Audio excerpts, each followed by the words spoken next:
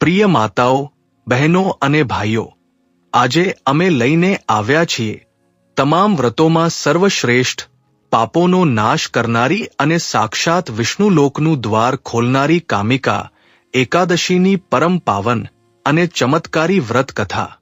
આ કથા કેવળ સાંભળવા માત્રથી જ જીવનના તમામ પાપો, બ્રહ્મહત્યા જેવા ઘોર પાપ અને દુઃખો નષ્ટ થઈ જાય છે અને મનુષ્યના જીવનમાં સુખ, શાંતિ, અખૂટ ધન, વૈભવ તથા અખંડ સૌભાગ્યનું આગમન થવા લાગે છે. પ્રિય શ્રોતાગણ, અષાઢ માસના કૃષ્ણ પક્ષની આ એકાદશીનો દિવસ ભગવાન શ્રી હરિ વિષ્ણુ અને માતા લક્ષ્મીને સમર્પિત માનવામાં આવ્યો છે. પરંતુ કામિકા એકાદશીનું મહત્વ સૌથી અલગ અને અત્યંત વિશિષ્ટ છે. શાસ્ત્રોમાં કહેવામાં આવ્યું છે કે જે વ્યક્તિ કામિકા એકાદશીના દિવસે ભગવાન વિષ્ણુની પૂજા કરી કથાનું શ્રવણ કરે છે, તેને અશ્વમેધ યજ્ઞનું ફળ પ્રાપ્ત થાય છે અને તેના પિતૃઓ પણ તૃપ્ત થઈને સદગતિ મેળવે છે. જે મનુષ્ય પર ભગવાન શ્રી હરિ વિષ્ણુ અને ધનની દેવી માતા લક્ષ્મીની સંયુક્ત કૃપા થઈ જાય, તેના જીવનની દરિદ્રતા, કંગાળિયત અને કષ્ટ હંમેશા માટે સમાપ્ત થઈ જાય છે. ઘરમાં સુખ સમૃદ્ધિનો વાસ થાય છે, સંકટો દૂર થાય છે અને અટકેલા તમામ કાર્યો સિદ્ધ થઈ જાય છે. આજના આ કઠિન સમયમાં દરેક વ્યક્તિ કોઈને કોઈ અદૃશ્ય પરેશાનીથી ઝૂઝી રહી છે. કોઈના ઘરમાં પૈસાની ભારે અછત છે, કોઈનો ચાલતો વેપાર અચાનક ઠપ થઈ ગયો છે, કોઈના પરિવારમાં ક્લેશ રહે છે, તો કોઈ ગંભીર બીમારી અને માનસિક તણાવથી ભીતરથી તૂટી રહ્યું છે. પરંતુ જ્યારે મનુષ્ય પૂર્ણ શ્રદ્ધા, વિશ્વાસ અને અતૂટ ભક્તિ સાથે આ પાવન દિવસે વ્રત રાખે છે અથવા આ પરમ કલ્યાણકારી કામિકા એકાદશી કથાનું શ્રવણ કરે છે, તો તેના જીવનની દિશા અને દશા બંને બદલાઈ જાય છે. સાક્ષાત માતા લક્ષ્મી તેના ઘરના ભંડાર ભરી દે છે.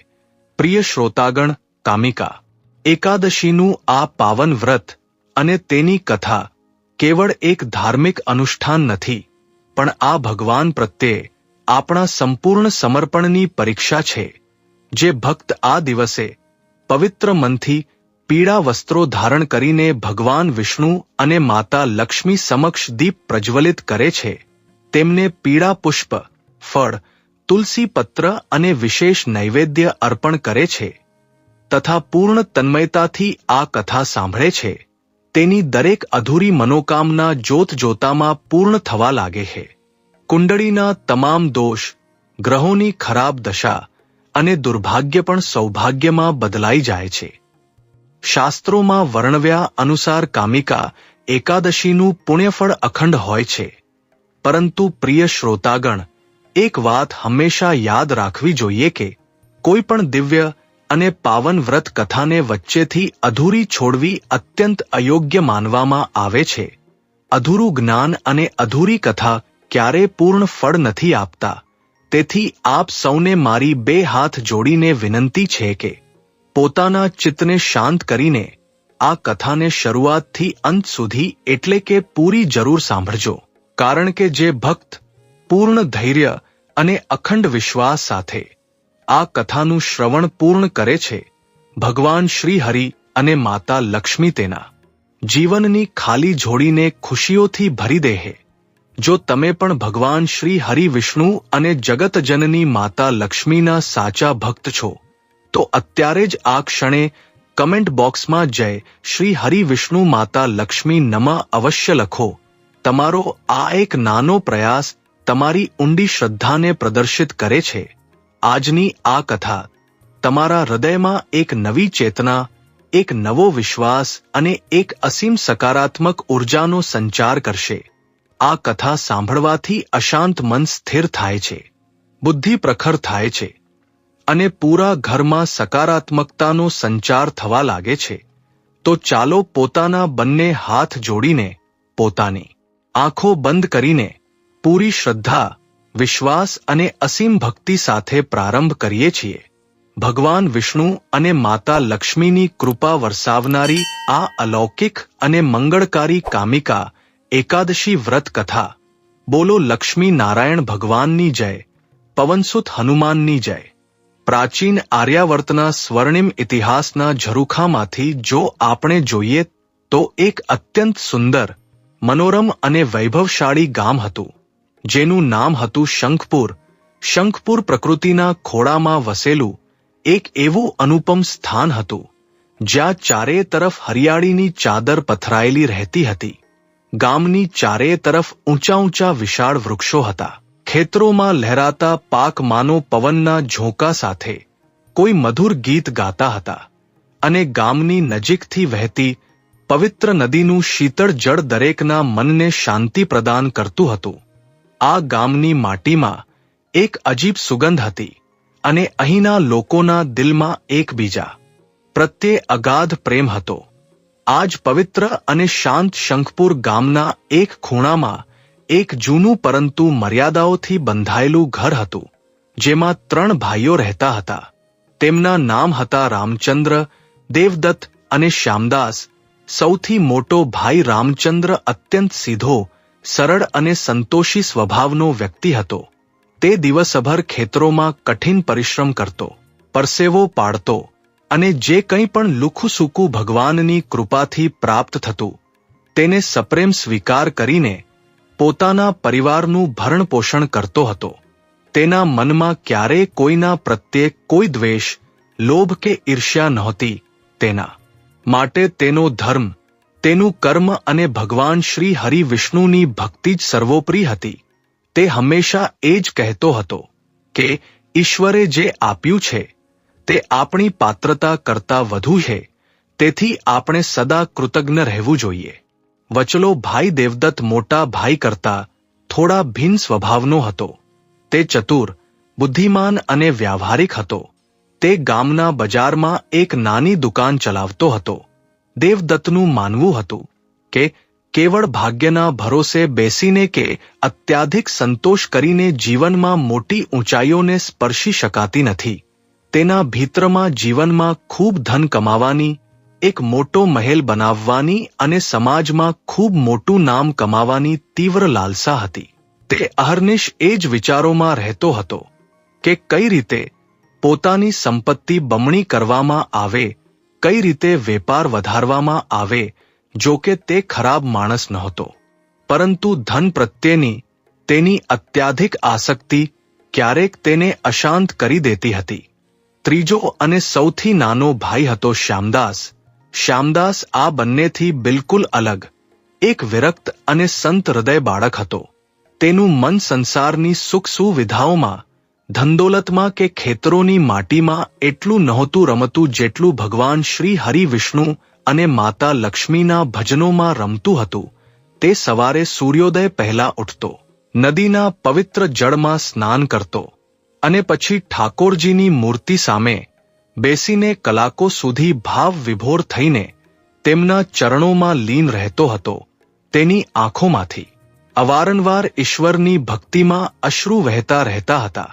તે સંસારની દરેક વસ્તુમાં, દરેક જીવમાં પોતાના નારાયણના જ દર્શન કરતો હતો. શ્યામદાસની આ નિશ્ચળ અને નિસ્વાર્થ ભક્તિ જોઈને મોટા ભાઈ રામચંદ્રનું હૃદય તો ગર્વ અને પ્રેમથી ભરાઈ જતું હતું, પરંતુ વચલો ભાઈ દેવદત્ત અવારનવાર ચિંતિત અને ક્યારેક ક્રોધિત થઈ જતો હતો. દેવદત્ત હંમેશા શ્યામદાસને સમજાવતા કહેતો હતો કે હે ભાઈ શ્યામદાસ, કેવળ માળા જપવાથી અને ભગવાન આગળ આંસુ બહાવવાથી આ પેટ નથી ભરાતું. સંસારમાં જીવવું હોય તો પુરુષાર્થ કરવો પડશે, ધન કમાવવું પડશે. જો તું આ રીતે પૂરો દિવસ મંદિરના ખૂણામાં બેસી રહીશ તો સમાજ તને નકામો સમજશે. જો મોટા ભાઈ દિવસરાત ખેતરોમાં પરસેવો પાડે છે, હું મારી દુકાને બેસું છું, ત્યારે જઈને આ ઘરનો ચૂલો સળગે છે. તું ક્યાં સુધી આ રીતે નિષ્ક્રિય થઈને કેવળ ભજન કરતો રહીશ? દેવદત્તની આ તીખી અને વ્યાવહારિક વાતો સાંભળીને શ્યામદાસ કેવળ એક મંદમૂસ કાન વિખેરી દેતો અને બહુ જ નમ્રતાથી કહેતો કે ભાઈ, તમે સત્ય કહો છો. આ સંસારને ચલાવવા માટે કર્મ આવશ્યક છે, અને હું તમારા તથા મોટા ભાઈના પરિશ્રમનો અત્યંત આદર કરું છું, પરંતુ મારું મન આ માયાવી સંસારના બંધનોમાં બંધાઈ શકતું નથી. મને તો એવું પ્રતીત થાય છે કે જેણે આ સંસારની રચના કરી છે, જેણે આ પક્ષીઓને, પશુઓને માગ્યા વિના ભોજન આપ્યું છે, તે આપણી પણ ચિંતા અવશ્ય કરશે. કર્મ તો કરવાનું જ છે, પરંતુ જે કર્મ ભગવાનના ચરણોથી વિમુખ કરી દે તે કર્મ કેવું? ભાઈ, જે દિવસે નારાયણની કૃપા થશે તે દિવસે તમામ અભાવ મટી જશે. ધન તો આજે છે ને કાલે નથી, પરંતુ હરિની ભક્તિ તો જન્મજન્માંતર સુધી આત્મા સાથે રહે છે. શ્યામદાસની આવી વૈરાગ્યપૂર્ણ અને ગૂઢ વાતો સાંભળીને દેવદત્ત પોતાનું માથું કૂટી લેતો અને બડબડાટ કરતો ત્યાંથી ચાલ્યો જતો હતો. તેને લાગતું હતું કે શ્યામદાસ સુધરવાનો નથી. બીજી તરફ રામચંદ્ર આ બંને ભાઈઓની વાતો સાંભળીને ચૂપ રહેતો અને મન હી મન ભગવાનને પ્રાર્થના કરતો કે તેના પરિવારમાં આ પ્રેમ અને એકતા હંમેશા જળવાઈ રહે. વક્ત પોતાની ગતિથી ચાલતો રહ્યો. શંખપુર ગામમાં ઋતુઓ બદલાતી રહી, પાક આવતા જતા રહ્યા, પણ તે ત્રણેય ભાઈઓના જીવનની પરિસ્થિતિઓ એવી જ રહી. રામચંદ્રની મહેનતથી ઘરનું ગુજરાન તો ચાલી રહ્યું હતું, પણ ઘરની આર્થિક સ્થિતિ ક્યારેય બહુ સારી ન થઈ શકી. દેવદત્ત પોતાની દુકાન પર જેટલી મહેનત કરતો તેને તેટલો નફો નહોતો મળી રહ્યો, જેનાથી તેની અંદરની હતાશા વધુ વધતી જતી હતી. તે રાતરાત ભરી ઊંઘી શકતો નહોતો અને વિચારતો હતો કે આખરે એવી કઈ ખામી રહી ગઈ છે કે આટલી મહેનત પછી પણ તેના હાથ હંમેશા ખાલી જ રહે છે. તે અવારનવાર પોતાના નસીબને કોસતો અને ભગવાનથી વસવસો કરતો કે જે લોકો અધર્મ કરે છે તેઓ મહેલોમાં રહે છે અને જે દિવસરાત ઈમાનદારીથી કામ કરે છે તેમને 2 ટંકની રોટી માટે પણ સંઘર્ષ કરવો પડી રહ્યો છે. એ જ દિવસોમાં અષાઢ માસ ચાલી રહ્યો હતો. ચારેય તરફ મેઘાડંબર છવાયેલો રહેતો અને મનમાં એક અજીબ વ્યાકુળતા અને પાપોના પ્રાયશ્ચિતની ઈચ્છા જાગતી હતી. આજ પવિત્ર અષાઢ માસ દરમિયાન શંખપુર ગામમાં એક મહાન તેજસ્વી અને સિદ્ધ સંતનું આગમન થયું. તે સંતના મુખ પર એક અદ્ભુત અલૌકિક તેજ હતું. આંખોમાં અસીમ કરુણા હતી અને તેમના ચરણોની ધૂળ માત્રથી એવું લાગતું હતું કે વાતાવરણ પવિત્ર થઈ રહ્યું હોય. તે સંત કોઈ સાધારણ સંન્યાસી નહોતા. તેઓ ત્રિકાળદર્શી અને ભગવાન શ્રી હરિ વિષ્ણુના અનન્ય ભક્ત હતા. તેઓ ફરતા ફરતા ગામના પ્રાચીન વડના વૃક્ષ નીચે આવીને વિશ્રામ કરવા લાગ્યા. જ્યારે નાના ભાઈ શ્યામદાસને આ સમાચાર મળ્યા કે ગામમાં એક પરમ પ્રતાપી સંત આવ્યા છે, તો તેના આનંદની કોઈ સીમા ન રહી. તેનું હૃદય ઉછાળા મારવા લાગ્યું. તે તરત જ પોતાના ઘરેથી ભાગ્યો અને સીધો તે વડના વૃક્ષ નીચે પહોંચ્યો જ્યાં સંત મહારાજ બિરાજમાન હતા. શ્યામદાસે અત્યંત શ્રદ્ધા સાથે સંતના ચરણોમાં સાષ્ટાંગ પ્રણામ કર્યા. તેની આંખોમાં આદર અને શ્રદ્ધાના આંસુ હતા. સંતે જેવા જ શ્યામદાસને જોયો, તેમની અંતરદ્રષ્ટિએ ઓળખી લીધું કે આ કોઈ સાધારણ બાળક નથી, પણ આના ભીતરમાં ઈશ્વર પ્રત્યે નિષ્કામ ભક્તિનો વાસ છે. સંતે અત્યંત સ્નેહથી શ્યામદાસને પોતાની પાસે બોલાવ્યો, તેના શિર પર પોતાનો વરદ હસ્ત મૂક્યો અને કહ્યું, કલ્યાણમસ્તુ વત્સ, તારા આ નિશ્ચળ મુખમંડળ અને તારી આ નિષ્પાપ આંખોને જોઈને મારું હૃદય અત્યંત પ્રસન્ન થયું છે. તારી અંદર સાક્ષાત નારાયણની ભક્તિનો અંશ દેખાય છે. બતાવ પુત્ર, તું કયા કુળનો છે અને તારા મનમાં શું જિજ્ઞાસા છે? શ્યામદાસે હાથ જોડીને શિર નમાવીને અત્યંત નમ્ર સ્વરે કહ્યું કે હે ગુરુદેવ, હું આજ શંખપુર ગામનો એક અત્યંત સાધારણ નિવાસી છું. અમે 3 ભાઈઓ છીએ, રામચંદ્ર, દેવદત્ત અને હું સ્વયં શ્યામદાસ, મોટા ભાઈ. ખેતરોમાં કામ કરે છે, વચલા ભાઈ વેપાર કરે છે અને હું કેવળ ભગવાન શ્રી હરિ અને માતા લક્ષ્મીના ચરણોનો દાસ છું. ગુરુદેવ, અમારા ઘરમાં કોઈ વાતની કમી નથી, કારણ કે મોટા ભાઈનો સ્નેહ અને નારાયણની કૃપા અમારી સાથે છે. પરંતુ મારા વચલા ભાઈ દેવદત્ત રાત દિવસ ધનની ચિંતામાં ડૂબેલા રહે છે. તેઓ અત્યાધિક પરિશ્રમ કરે છે, છતાં પણ તેમના મનને શાંતિ નથી મળતી. અમારા ઘરમાં દરિદ્રતાનો વાસ છે, જેના કારણે પરિવારમાં ક્યારેક ઉદાસી છવાઈ જાય છે. હે મહાત્મન, કૃપા કરીને કોઈ એવો માર્ગ બતાવો, કોઈ એવો ઉપાય બતાવો જેનાથી મારા ભાઈઓના જીવનના કષ્ટ દૂર થઈ શકે, અમારા ઘરની દરિદ્રતાનો નાશ થાય અને મારા ભાઈ દેવદત્તના મનને પરમ શાંતિ પ્રાપ્ત થઈ શકે. શ્યામદાસની આ નિસ્વાર્થ પ્રાર્થના સાંભળીને, જેમાં તેણે પોતાના માટે કંઈ ન માગ્યું પણ પોતાના ભાઈઓના સુખ અને કલ્યાણની કામના કરી, સંત મહારાજના ચહેરા પર એક ઊંડી અને અર્થપૂર્ણ મુસ્કાન તરી આવી. તેમણે પોતાની આંખો બંધ કરી ક્ષણવાર માટે ધ્યાન લગાવ્યું અને જ્યારે તેમણે પોતાની આંખો ખોલી તો તેમની વાણીમાં સાક્ષાત સરસ્વતીનો વાસ જણાતો હતો. સંતે ગંભીર અને મધુર સ્વરે કહ્યું કે, સાંભળ શ્યામદાસ, આ સંસારમાં મનુષ્ય પોતાના પૂર્વજન્મના કર્મો અને પ્રારબ્ધના કારણે સુખ અને દુઃખ ભોગવે છે. દરિદ્રતા અને ધનનો અભાવ પણ મનુષ્યના પૂર્વજન્મના કોઈ અજાણ્યા પાપ કે પુણ્યની કમીના કારણે હોય છે. પરંતુ આ કળિયુગમાં અને આ ધરા પર એક એવું પાવન વ્રત છે, એક એવી દિવ્ય તિથિ છે, જે મનુષ્યના જન્મોજન્મના પાપોને ક્ષણભરમાં ભસ્મ કરી શકે છે અને અચલ લક્ષ્મીનો વાસ પ્રદાન કરી શકે છે.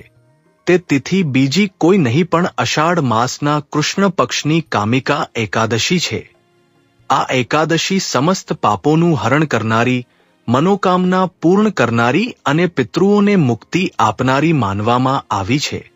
જો કોઈ મનુષ્ય પૂરા નિયમ, નિષ્ઠા અને અખંડ શ્રદ્ધા સાથે આ દિવસે વ્રત રાખે છે અને ભગવાન શ્રી હરિવિષ્ણુ તથા માતા લક્ષ્મીની તુલસી પત્રથી પૂજા અર્ચના કરે છે તથા તેની પાવન કથાનું શ્રવણ કરે છે, તો સાક્ષાત નારાયણ તેના ભાગ્યના બંધ દરવાજા ખોલી દે છે અને માતા લક્ષ્મી તેના ઘરને ધનધાન્યથી સરાબોર કરી દે છે.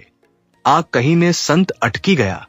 શ્યામદાસ મંત્રમુગ્ધ થઈને સંતના મુખેથી કામિકા એકાદશીનો મહિમા સાંભળી રહ્યો હતો. તેના હૃદયમાં એક નવી આશાનું કિરણ જાગી ઉઠ્યું હતું. તેને લાગી રહ્યું હતું કે સાક્ષાત ભગવાન વિષ્ણુએ જ આ સંતના રૂપમાં આવીને તેના પરિવારના ઉદ્ધારનો માર્ગ પ્રશસ્ત કર્યો છે. પ્રિય શ્રોતાગણ, જ્યારે સંત મહારાજે એ વડના વૃક્ષની શીતળ છાયામાં બેસીને નાના ભાઈ શ્યામદાસને કામિકા એકાદશીના એ મહાત્મ્ય અને તેના અલૌકિક પ્રભાવ વિશે બતાવ્યું, તો શ્યામદાસનું પૂરું શરીર પુલકિત થઈ ઉઠ્યું. તેના મનમાં એવું લાગ્યું માનો સાક્ષાત આકાશમાંથી અમૃતની વર્ષા થઈ રહી હોય. તે એક એક શબ્દને પોતાના હૃદયની ઊંડાઈઓમાં ઉતારી રહ્યો હતો. શ્યામદાસે અત્યંત નમ્ર ભાવથી બંને હાથ જોડીને સંતના ચરણોમાં પોતાનું શિર નમાવ્યું અને અશ્રુભીની આંખોથી કહ્યું કે, હે પરમ કૃપાળુ ગુરુદેવ, આપની વાણી સાક્ષાત ગંગાજળ સમાન પવિત્ર. હે જેણે મારા અશાંત અને વ્યાકુળ મનને તૃપ્ત કરી દીધું છે. પરંતુ હે મહાત્મન, કૃપા કરીને મને આ પાપનાશક કામિકા એકાદશી વ્રતની શાસ્ત્રોક્ત કથા, તેની વિધિ અને તેના મહત્વને વિસ્તારથી સમજાવો, જેથી હું મારા ભાઈઓને આના પ્રત્યે જાગૃત કરી શકું અને અમે બધા મળીને આ દિવ્ય વ્રતની સાધનાને પૂર્ણ કરી શકીએ. સંત મહારાજે પોતાની કરુણામય દ્રષ્ટિ શ્યામદાસ પર નાખી અને અત્યંત મધુર ગંભીર વાણીમાં બોલવાનું પ્રારંભ કર્યું. વત્સ શ્યામદાસ, સાંભળ. એકવાર પ્રાચીન કાળમાં ધર્મરાજ યુધિષ્ઠિરે શ્રદ્ધાપૂર્વક ભગવાન શ્રી કૃષ્ણને પૂછ્યું હતું કે, હે પ્રભુ, અષાઢ માસના કૃષ્ણ પક્ષમાં કઈ એકાદશી આવે છે અને તેનું શું મહાત્મ્ય છે? ત્યારે યોગેશ્વર શ્રી કૃષ્ણે ઉત્તર આપતા કહ્યું હતું કે, હે રાજન, આ એકાદશીની કથા પહેલા બ્રહ્માજીએ પોતાના પુત્ર નારદજીને સંભળાવી હતી. હું તને એ જ પાવન કથા સંભળાવું છું. બ્રહ્માજીએ નારદજીને કહ્યું હતું કે જે ફળ વાજપેયી યજ્ઞ કરવાથી મળે છે તે જ ફળ કામિકા એકાદશીના દિવસે ભગવાન વિષ્ણુના પૂજનથી પ્રાપ્ત થઈ જાય છે. જે મનુષ્ય આ દિવસે ભગવાન શ્રી હરિની તુલસી પત્ર વડે પૂજા કરે છે, ભગવાન તેના તમામ પાપો દૂર કરે છે. ગંગા, કાશી, નૈમિષારણ્ય કે પુષ્કરમાં સ્નાન કરવાથી જે પુણ્ય પ્રાપ્ત થાય છે તે કેવળ કામિકા એકાદશીના દિવસે ભગવાન વિષ્ણુના સ્મરણથી પ્રાપ્ત થઈ જાય છે. સંતે આગળ કથા વિસ્તારથી સમજાવતા કહ્યું કે હે શ્યામદાસ, આ એકાદશી સાથે જોડાયેલી એક પ્રાચીન પૌરાણિક કથા પણ છે. એક ગામમાં એક ક્રોધી જમીનદાર રહેતો હતો. એક દિવસ કોઈ વિવાદમાં તેના હાથે ભૂલથી એક નિર્દોષ બ્રાહ્મણની હત્યા થઈ ગઈ. બ્રહ્મ હત્યાના આ ઘોર પાપથી તે જમીનદાર અત્યંત ભયભીત અને પશ્ચાતાપમાં ડૂબી ગયો. તેણે બ્રાહ્મણના શ્રાદ્ધ અને દાન માટે બ્રાહ્મણોને નિમંત્રણ આપ્યું, પરંતુ બ્રાહ્મણોએ તેના ઘરે ભોજન કરવાનો અસ્વીકાર કર્યો અને કહ્યું કે તું બ્રહ્મ હત્યાના પાપથી લિપ્ત હે. જ્યાં સુધી તું આ પાપમાંથી મુક્ત નહીં થાય ત્યાં સુધી તારા હાથનું અન્ન કે જળ કોઈ સ્વીકાર નહીં કરે. જમીનદારે અત્યંત વ્યાકુળ થઈને બ્રાહ્મણોના ચરણ પકડી લીધા અને પાપમાંથી મુક્ત થવાનો ઉપાય પૂછ્યો. ત્યારે એક કલ્યાણકારી મુનિએ તેને ઉપદેશ આપ્યો કે તું અષાઢ માસના કૃષ્ણ પક્ષમાં આવનારી કામિકા એકાદશીનું વ્રત પૂર્ણ નિષ્ઠા, ભક્તિ અને વિધિ વિધાથી કર અને ભગવાન વિષ્ણુની પૂજા કર. જમીનદારે મુનિના બતાવેલા નિયમ અનુસાર શ્રદ્ધાપૂર્વક કામિકા એકાદશીનું વ્રત કર્યું અને રાત્રિ જાગરણ કરી ભગવાનનું ભજન કર્યું. તેની સચ્ચી ભક્તિ અને પ્રાયશ્ચિત જોઈને સાક્ષાત ભગવાન વિષ્ણુએ તેને દર્શન આપ્યા અને તેને બ્રહ્મ હત્યાના ઘોર પાપમાંથી મુક્ત કરી દીધો. સંતે કહ્યું કે જે મનુષ્ય કામિકા એકાદશીના દિવસે શ્રદ્ધાપૂર્વક વ્રત રાખે છે અને કથા સાંભળે છે તેના જન્મોજન્મના પાપો બળીને ભસ્મ થઈ જાય છે અને તેને સાક્ષાત વિષ્ણુલોકની પ્રાપ્તિ થાય છે. આ દિવસે દાનનું પણ વિશેષ મહત્વ છે. વ્રતની સમાપતિ પર દ્વાદશીના દિવસે બ્રાહ્મણોને ભૂખ્યાઓને અન્ન, જળ, વસ્ત્ર અને તુલસી પત્રનું દાન કરવાથી સાક્ષાત લક્ષ્મીનારાયણ પ્રસન્ન થાય છે અને તે સાધકના ઘરમાં ક્યારેય કોઈ અભાવ નથી રહેવા દેતા. સંત મહારાજના મુખેથી આ પરમ પાવન કથા અને વિધિ સાંભળીને શ્યામદાસનું મન પૂરી રીતે દ્રઢ થઈ ગયું. તેણે સંતના ચરણોની ધૂળ પોતાના મસ્તક પર લગાવી અને તેમના આશીર્વાદ લઈને અત્યંત તીવ્ર ગતિથી પોતાના ઘર તરફ ચાલવા લાગ્યો. તેના પગમાં જાણે પાંખો લાગી ગઈ હતી. તેના મનમાં કેવળ એક જ વિચાર ચાલી રહ્યો હતો કે ક્યારે તે પોતાના ભાઈઓ પાસે પહોંચે અને તેમને આ દિવ્ય માર્ગ વિશે બતાવે જેથી તેમના ઘરમાંથી દરિદ્રતાનો સમૂળગો નાશ થઈ શકે. જ્યારે શ્યામદાસ પોતાના ઘરે પહોંચ્યો ત્યારે બપોરનો સમય હતો. મોટો ભાઈ રામચંદ્ર ખેતરોની કઠિન મજૂરી કરીને પાછો ફર્યો હતો. તેનું પૂરું શરીર પરસેવાથી લથબથ હતું અને તે થાકના કારણે ઓસરીમાં એક તૂટેલા કોથળા પર બેસીને હવામાં પંખો નાખી રહ્યો હતો. વચલો ભાઈ દેવદત્ત પણ પોતાની દુકાનેથી આવ્યો હતો. તેના ચહેરા પર હંમેશાની જેમ ચિંતાની ઊંડી રેખાઓ હતી અને તે હાથમાં એક ચોપડો લઈને કણિક હિસાબ ગણી રહ્યો હતો, જેમાં વારંવાર ખોટ જ નજરે પડી રહી હતી. શ્યામદાસને આ રીતે ઉત્સાહથી ભરેલો આવતો જોઈને રામચંદ્રે હસીને કહ્યું કે શું વાત છે શ્યામદાસ, આજે તારા ચહેરા પર એક અલગ જ ચમક દેખાઈ રહી છે. એવું પ્રતીત થાય છે માનો તને કોઈ છુપાયેલો ખજાનો મળી ગયો હોય. શ્યામદાસે બંને ભાઈઓ પાસે બેસીને અત્યંત ગદગદ કંઠે કહ્યું કે હા મોટા ભાઈ, તમે સત્ય કહી રહ્યા છો. મને આજે એક એવો અણમોલ ખજાનો મળ્યો છે જે આપણા તમામ દુઃખોને, આપણી આ કંગાળિયતને હંમેશા હંમેશા માટે મટાડી દેશે. આજે આપણા ગામમાં એક ત્રિકાળદર્શી પરમ પ્રતાપી સંતનું શુભ આગમન થયું છે. હું તેમના દર્શન કરવા ગયો હતો અને મેં તેમની સમક્ષ આપણા પરિવારના દુઃખો અને દરિદ્રતાની વ્યથા મૂકી ત્યારે તેમણે મને સાક્ષાત નારાયણની કૃપા પ્રાપ્ત કરવાનો અને પાપોમાંથી મુક્તિ મેળવવાનો એક અત્યંત ગોપનીય અને ચમત્કારી માર્ગ બતાવ્યો છે. દેવદત્તે પોતાના ચોપડામાંથી નજર હટાવ્યા વિના થોડા વ્યંગપૂર્ણ અને થાકેલા સ્વરે કહ્યું કે શ્યામદાસ, તું તારી આ કાલ્પનિક દુનિયામાંથી બહાર ક્યારે આવીશ? સંત મહાત્માઓનું કામ તો ઉપદેશ આપવાનું છે. તેઓ તો કહી દેશે કે ભજન કરો, વ્રત કરો, પરંતુ શું વ્રત કરવાથી આપણા શિર પર જે દેવાનો બોજ છે તે ઉતરી જશે? શું ખેતરોમાં જે પાક સુકાઈ રહ્યો છે તેમાં પાણી આવી જશે? આ સંસારમાં કેવળ ધન અને પુરુષાર્થ જ સત્ય છે. તું અમને કોઈ કામની વાત બતાવ જેનાથી 2 પૈસા ઘરમાં આવે. શ્યામદાસે દેવદત્તનો હાથ પોતાના હાથમાં લીધો. તેની આંખોમાં પોતાના ભાઈ પ્રત્યે અગાધ પ્રેમ અને કરુણા હતી.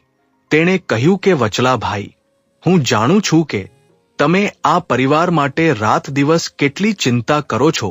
તમારી રાતોની ઊંઘ ઉડી ચૂકી છે. તમે કેવળ પૈસા પાછળ ભાગી રહ્યા છો, છતાં પણ સફળતા તમારા હાથ નથી લાગી રહી. એવું કેમ છે ભાઈ?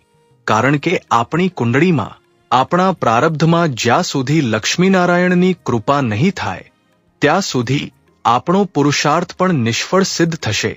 સંત મહારાજે બતાવ્યું છે કે અષાઢ માસના કૃષ્ણ પક્ષની કામિકા એકાદશી આવી રહી છે.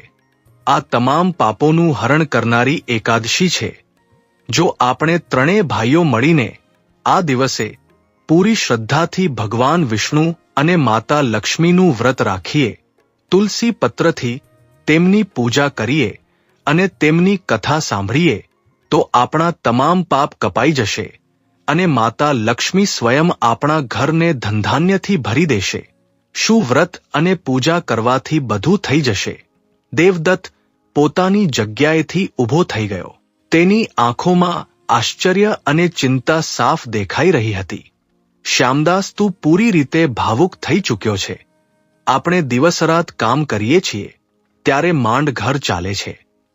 તું કહે છે કે આખો દિવસ કામ છોડીને પૂજાપાઠ અને ભજનમાં લાગી જઈએ. આ વ્રત અને તપસ્યા આપણા જેવા સાધારણ વ્યાવહારિક માણસો માટે નથી.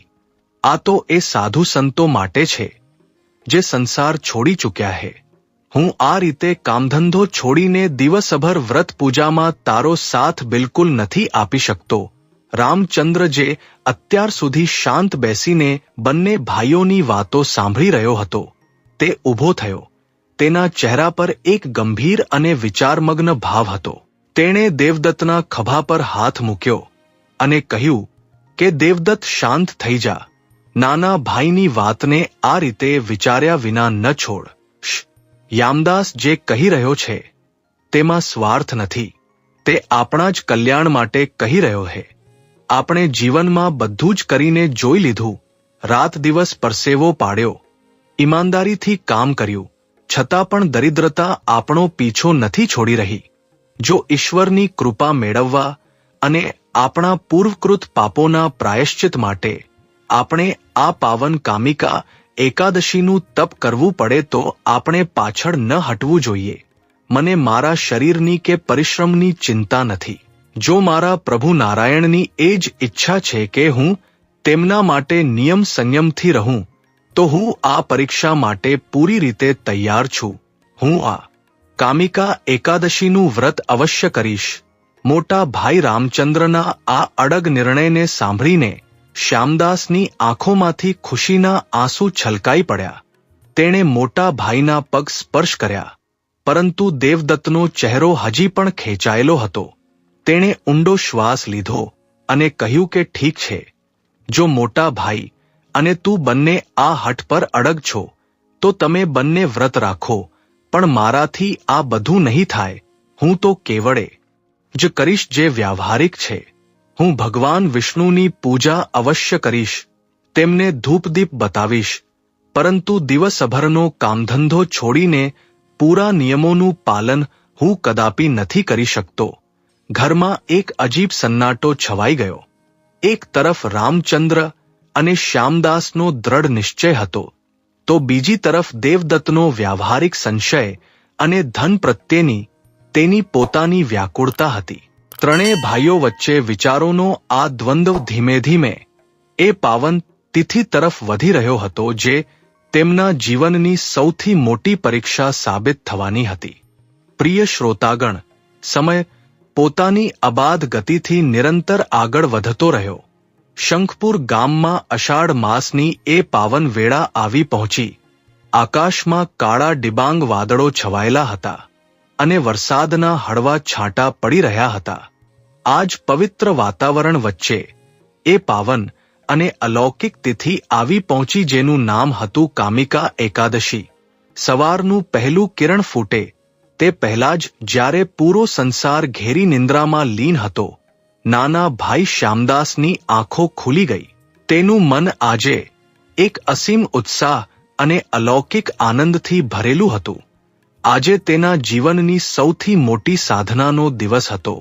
તેણે કોઈ પણ અવાજ કર્યા વિના અત્યંત ધીમા પગલે ઓસરીમાં સૂતેલા પોતાના મોટા ભાઈ રામચંદ્રને જગાડ્યો. રામચંદ્રે જેવી પોતાની આંખો ખોલી, તેણે જોયું કે શ્યામદાસના મુખ પર એક દિવ્ય તેજ અને દ્રઢતા હતી. બંને ભાઈઓએ એકબીજા તરફ જોયું અને કંઈ પણ કહ્યા વિના કેવળ પોતાની આંખોના ઇશારાથી જ પોતાના અતૂટ સંકલ્પને દોહરાવી દીધો. બંને ભાઈઓ તરત જ ગામની નજીક વહેતી પવિત્ર નદી તરફ ચાલી નીકળ્યા. અષાઢના મેઘના કારણે નદીનું જળ છલોછલ અને અત્યંત પવિત્ર દેખાઈ રહ્યું હતું. રામચંદ્ર અને શ્યામદાસે પવિત્ર જળમાં ડૂબકી લગાવી સૂર્યોદય થઈ રહ્યો હતો. પૂર્વ દિશામાં ભગવાન સૂર્યદેવ લાલીમાં વિખેરી રહ્યા હતા. બંને ભાઈઓએ સૂર્યનારાયણને અર્ધ્ય આપ્યું અને ત્યાં જ નદીના તટની પવિત્ર માટીને પોતાના મસ્તક પર લગાવતા સંકલ્પ લીધો કે હે ચરાચર જગતના સ્વામી, હે સાક્ષાત નારાયણ, હે માતા લક્ષ્મી, આજે અષાઢ કૃષ્ણ પક્ષની આ પરમ પાવન કામિકા એકાદશી તિથિ પર અમે બંને ભાઈઓ રામચંદ્ર અને શ્યામદાસ આપની પ્રસન્નતા માટે, અમારા પરિવારના કલ્યાણ માટે અને જન્મો જન્મના પાપોની મુક્તિ માટે આ મહાવ્રતનો સંકલ્પ લઈએ છીએ. હે પ્રભુ, આજે સૂર્યોદયથી લઈને કાલે દ્વાદશીના સૂર્યોદય સુધી અમે પૂરી નિષ્ઠાથી વ્રતનિયમનું પાલન કરીશું. તુલસી પત્રથી આપનું પૂજન કરીશું. અમારી આ તુચ્છ ભેટને સ્વીકાર કરજો અને અમને આ કઠિન સાધનામાં ઉત્તીર્ણ થવાની શક્તિ પ્રદાન કરજો. સંકલ્પ લઈને જ્યારે બંને ભાઈઓ ઘરે પાછા ફર્યા તો તેમણે જોયું કે વચલો ભાઈ દેવદત્ત પણ ઉઠી ચૂક્યો હતો. તે પોતાની દુકાને જવાની તૈયારી કરી રહ્યો હતો. તેણે રામચંદ્ર અને શ્યામદાસ તરફ જોયું. તેની આંખોમાં હજી પણ સંશય અને ઉપહાસનો ભાવ હતો. તેણે થેલો ઉપાડતા કહ્યું કે તો તમે બંને સચમુચ આ વ્રત પૂજાના ચક્કરમાં પડવા જઈ રહ્યા છો. મોટા ભાઈ, મેં વિચાર્યું હતું કે રાત વીત્યા પછી તમારો આ વિચાર બદલાઈ જશે. આજે બજારમાં બહુ કામ છે. જો હું દુકાને નહીં જાઉં તો ઘરાકો બીજા પાસે ચાલ્યા જશે. હું ફરી કહી રહ્યો છું, હજી પણ સમય. આ કામધંધો છોડીને પૂરા દિવસનો ભક્તિનો હઠ છોડી દો. ભગવાન ક્યારે નથી ઈચ્છતા કે તેમનો ભક્ત પોતાનો સંસાર અને કામ છોડીને કેવળ એક જ જગ્યાએ બેસી રહે. રામચંદ્રે આગળ વધીને દેવદત્તના ખભા પર હાથ મૂક્યો. રામચંદ્રની વાણીમાં એક અસીમ શાંતિ હતી. દેવદત્ત મારા ભાઈ, આ હઠ નથી. આ તો મારા પ્રભુ પ્રત્યે મારો અતૂટ વિશ્વાસ છે. જે ઈશ્વરે આપણને આ જીવન આપ્યું, જેણે આપણને આ કર્મ કરવાની શક્તિ આપી, શું આપણે એક દિવસ તેના નામ માટે ન ફાળવી શકીએ? તું ચિંતા ન કર. તું જઈને તારી દુકાન સંભાળ. હું આજે ખેતરે નહીં જાઉં, ઘરે જ રહીને શ્યામદાસ સાથે ભગવાન વિષ્ણુની કથા કીર્તન કરીશ અને આ કામિકા એકાદશી વ્રતને પૂર્ણ કરીશ. આ સાંભળીને દેવદત્તે પોતાનું માથું હલાવ્યું, પોતાનો ચોપડો ઉપાડ્યો અને બળબડાટ કરતો પોતાની દુકાન તરફ ચાલી નીકળ્યો. તેને લાગી રહ્યું હતું કે તેના બંને ભાઈઓ કોઈ અવાસ્તવિક માર્ગ પર ચાલી રહ્યા છે. ઘરે શ્યામદાસ અને રામચંદ્રે મળીને ઠાકોરજીના મંદિરની સાફસફાઈ કરી. તેમણે ભગવાન શ્રી હરિ વિષ્ણુ અને માતા લક્ષ્મીની સુંદર પિત્તળની મૂર્તિને ગંગાજળ અને પંચામૃતથી સ્નાન કરાવ્યું. શ્યામદાસે માતા લક્ષ્મીને અલૌકિક પીળા વસ્ત્રો પહેરાવ્યા. ભગવાન વિષ્ણુને પીળું ચંદન લગાવ્યું. કામિકા એકાદશી પર અતિ પ્રિય એવા તાજા તુલસીપત્ર અર્પણ કર્યા અને ચણાની દાળ તથા ગોળનો ભોગ લગાવ્યો.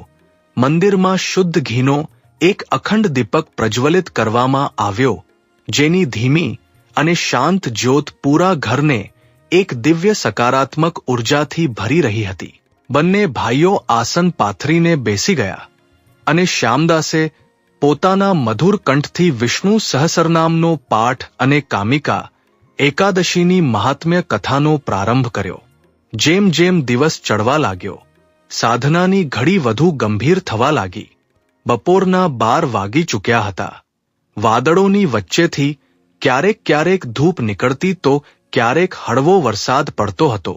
રામચંદ્ર જે રોજ ખેતરોમાં સખત મજૂરી કરતો હતો, આજે શારીરિક નબળાઈ અને વ્રતના નિયમોના કારણે તેનું શરીર થોડું થાકેલું અનુભવાઈ રહ્યું હતું. શ્યામદાસે જ્યારે મોટા ભાઈની આ દશા જોઈ તો તેનું હૃદય કરુણાથી ભરાઈ આવ્યું.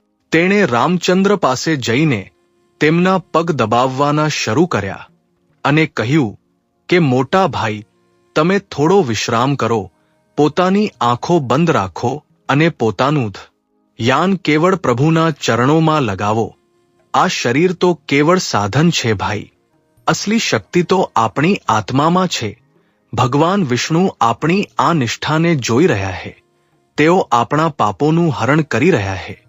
રામચંદ્રે અત્યંત શાંત સ્વરે કહ્યું કે શ્યામદાસ, મારું મન બિલકુલ વિચલિત નથી થયું. મારા પ્રભુના ચરણોમાં જે આનંદ છે તેની સામે આ શારીરિક થાક કંઈ જ નથી. આ જ દરમિયાન બપોર ઢળવા લાગી અને વચલો ભાઈ દેવદત્ત પોતાની દુકાનેથી બપોરનું ભોજન કરવા માટે ઘરે પાછો ફર્યો.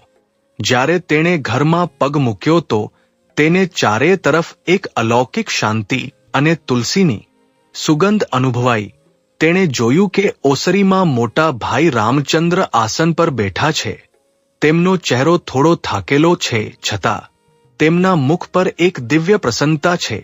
શ્યામદાસ તેમની પાસે બેસીને પ્રભુના ભજન ગાઈ રહ્યો છે. આ દ્રશ્ય જોઈને દેવદત્તની અંદરનો સંશય જાગી ઉઠ્યો. તે બોલી ઉઠ્યો કે આ શું કરી રહ્યા છો તમે બંને? શ્યામદાસ, જો તે મોટા ભાઈને આખો દિવસ બેસાડી રાખીને શું હાલત કરી દીધી છે? શું આજ તારી ભક્તિ છે? મોટા ભાઈ ખેતરોમાં દિવસ રાત કામ કરીને થાકી જાય છે. તેમને વિશ્રામની જરૂર છે. જો તેઓ આ રીતે કામધંધો છોડીને બેસી રહેશે તો આપણા ઘરનો ખર્ચ કઈ રીતે ચાલશે? તે તરત જ રસોડા તરફ ભાગ્યો અને ભોજનની થાળી પીરસવા લાગ્યો. તે રામચંદ્ર પાસે આવ્યો અને ભોજન ગ્રહણ કરવા આગ્રહ કરવા લાગ્યો. પણ રામચંદ્રે અત્યંત નમ્રતાથી પોતાનો હાથ પાછળ ખસેડી લીધો અને કહ્યું કે ના દેવદત્ત, એવો અનાદર ન કર. મેં મારા જીવનમાં ક્યારેય કોઈ મોટો નિયમ નથી પાડ્યો, ક્યારેય કામિકા એકાદશીનું આવું દિવ્ય વ્રત નથી કર્યું. આજે મને મારા પ્રભુ માટે અને મારા પૂર્વકૃત પાપોના પ્રાયશ્ચિત માટે કંઈક કરવાનો અવસર મળ્યો છે, તો તું મને મારા માર્ગથી શા માટે ભટકાવી રહ્યો છે? આ ભોજન મારા શરીરને તો તૃપ્તિ આપી શકે છે, પણ મારી આત્માને પરમ કલ્યાણથી વંચિત રાખી દેશે. મને આ વ્રત પૂરું કરવા દે ભાઈ, મને ન રોક. દેવદત્તની આંખોમાં ચિંતા અને અકળામણ આવી ગઈ. તેણે થાળી દૂર મૂકી દીધી અને કહ્યું કે તમે બંને પૂરી રીતે ભાવુક થઈ ચૂક્યા છો. મને કંઈ સમજાતું નથી. હું દુકાને પાછો જાઉં છું. દેવદત્ત પગ પહાડતો ઘરની બહાર નીકળી ગયો, પણ તેનું દિલ ભીતરથી કાંપી રહ્યું હતું. તેને પોતાના ભાઈઓની ચિંતા પણ હતી અને તેમની આ અતૂટ શ્રદ્ધા પર આશ્ચર્ય પણ થઈ રહ્યું હતું. શ્રોતાગણ બપોર વીતી ગઈ અને સાંજનું અંધારું છવાવા લાગ્યું. સૂર્યાસ્ત થઈ ચૂક્યો હતો મંદિરમાં અખંડ દીપકની શાંત જ્યોત જલી રહી હતી. રામચંદ્ર અને શ્યામદાસ ભગવાનના કીર્તનમાં લીન હતા. તેમના મુખેથી કેવળ એક જ ધ્વનિ નીકળી રહી હતી, ઓમ નમો ભગવતે વાસુદેવાય જય માતા લખ. શ્મી શ્યામદાસની આંખોમાંથી શ્રદ્ધાના અશ્રુ વહી રહ્યા હતા અને તેનો વિશ્વાસ રતિભર પણ નહોતો ડગમગ્યો. તેણે ઠાકોરજી સામે સાષ્ટાંગ દંડવત પ્રણામ કર્યા અને પોકારવા લાગ્યો કે હે નારાયણ, હે કમલાપતિ, હે કામિકા એકાદશીના સ્વામી, આપના ભક્ત આપની શરણમાં છે. અમારા પાપોને ક્ષમા કરજો અને આ વ્રતને નિર્વિઘ્ન પૂર્ણ કરાવજો પ્રભુ. પ્રિય શ્રોતાગણ, રાતનો બીજો પ્રહર શરૂ થઈ ચૂક્યો હતો. આકાશમાં કાળા વાદળોની વચ્ચે ક્યારેક ક્યારેક ચંદ્રમાની ચાંદની વિખેરાઈ જતી હતી. આલોકાપુર કે શંખપુરના એ નાના માટીના ઘરની ઓસરીમાં બેઠેલા રામચંદ્ર અને શ્યામદાસ રાત્રિ જાગરણ કરી રહ્યા હતા. કામિકા એકાદશીની આ પાવન રાતે રાત્રિ જાગરણ કરવાનું વિશેષ મહત્વ શાસ્ત્રોમાં બતાવવામાં આવ્યું છે. શાસ્ત્રો કહે છે કે જે મનુષ્ય કામિકા એકાદશીની રાત્રે જાગરણ કરીને ભગવાન વિષ્ણુનું નામસ્મરણ કરે છે, તેને અક્ષય પુણ્યલોકની પ્રાપ્તિ થાય છે. મોટા ભાઈ રામચંદ્ર અચેત કે થાકેલા નહોતા, પણ ભગવાનના ધ્યાનમાં એવા તલ્લીન હતા કે તેમનું શરીર શાંત અને નિશ્ચલ પડી ચૂક્યું હતું. તેમના મુખ પર કેવળ ઓમ નમો ભગવતે વાસુદેવાય મંત્રનું સક્ષ્મ ઉચ્ચારણ થઈ રહ્યું હતું. તેમની પાસે જ બેઠેલા નાના ભાઈ શ્યામદાસના હાથમાં મંજીરા વાગી રહ્યા હતા. તેની આંખોમાંથી અશ્રુ વહી રહ્યા હતા અને તે અખંડ દીપક સામે જોતા પ્રભુને પુકારી રહ્યો હતો કે હે હરિ, હે વિષ્ણુ, અમારા પરિવાર પર કૃપા કરજો. આજ દરમિયાન ગામના બજારની એક સૂની ગલીમાં આવેલી પોતાની દુકાન બહાર વચલો ભાઈ દેવદત્ત એકલો બેઠો હતો. દુકાન ક્યારનીય બંધ થઈ ચૂકી હતી. ચારે તરફ સન્નાટો છવાયેલો હતો, પણ દેવદત્તના પગ ઘર તરફ આગળ વધવાની હિંમત નહોતા જમાવી રહ્યા. તે હાથમાં પકડેલા ચોપડાને વારંવાર જોતો, પણ આજે એ ચોપડાના આંકડા, એ નફા નુકસાનના હિસાબ તેના મનને શાંત કરવામાં પૂરી રીતે અર્થહીન સાબિત થઈ રહ્યા હતા. દેવદત્તનું અંતર્મન એક ભયાનક ઝંઝાવાતમાંથી પસાર થઈ રહ્યું હતું. તેના મગજમાં વારંવાર એ જ દ્રશ્ય ઘૂમી રહ્યું હતું જ્યારે તે બપોરે થાળી લઈને મોટા ભાઈ પાસે ગયો હતો અને મોટા ભાઈએ અત્યંત શાંતિથી પણ દ્રઢતાથી અન્નનો અસ્વીકાર કરી કામિકા એકાદશીના વ્રતને પ્રાધાન્ય આપ્યું હતું. દેવદત્તે પોતાના બંને હાથથી પોતાનું માથું પકડી લીધું. તેની આંખોમાંથી પણ, જે ક્યારેય કેવળ ધનને જોઈને ચમકતી હતી, આજે વિવશતા અને પશ્ચાતાપના આંસુ ટપકી પડ્યા. તે પોતાની જાતે જ બળબડાટ કરવા લાગ્યો કે હું કેવો ભાઈ છું, કેવો અભાગી અને નિષ્ઠુર માણસ છું હું. મારા બંને સગા ભાઈઓ જેમણે બાળપણથી લઈને આજ સુધી દરેક મુસીબતમાં મારો સાથ આપ્યો, તેઓ આજે ઘરમાં ભગવાનની ભક્તિ અને રાત્રિ જાગરણમાં લીન છે. મોટા ભાઈ આખો દિવસ ખેતરોમાં કામ કરે છે અને આજે આખો દિવસ તેમણે પ્રભુ માટે અન્ન ત્યાગીને સાધના કરી અને હું અહીં મારી દુકાને બેસીને મારી અક્કલના ઘમંડમાં રાચી રહ્યો છું. શ્યામદાસ હંમેશા કહે છે કે કામિકા એકાદશીથી તમામ પાપો નષ્ટ થઈ જાય છે અને લક્ષ્મીનારાયણની કૃપા પ્રાપ્ત થાય છે. શું સચમુચ એવું છે? શું સચમુચ મારી આ કંગાળિયત અને બદહાલીનું કારણ મારો કોઈ પૂર્વજન્મનો પાપ છે? જો મોટા ભાઈને આ વ્રત અને જાગરણના કારણે કોઈ કષ્ટ થયો, તો હું જિંદગીભર મારી જાતને ક્યારે માફ નહીં કરી શકું. આ કેવી માયા છે, આ કેવું બંધન છે કે હું ન તો તેમની સાથે ઊભો રહી શકું છું અને ન તો તેમને આ સાધનામાં એકલા છોડી શકું છું. દેવદત્તનું હૃદય ભીતરથી પૂરી રીતે તૂટી ચૂક્યું હતું. ધન કમાવાની જે તીવ્ર લાલસા તેના ભીતરમાં 24 કલાક અગ્નિની જેમ બળતી રહેતી હતી, તે આજે પોતાના ભાઈઓની નિષ્કામ ભક્તિ જોઈને એકદમ શાંત પડી ગઈ હતી. તેને સમજાઈ ગયું હતું કે જો પરિવાર જ નહીં રહે જો તેના ભાઈઓ જ તેની સાથે નહીં હોય તો તે મહેલો અને અકૂટ ધનદોલતનું શું કરશે?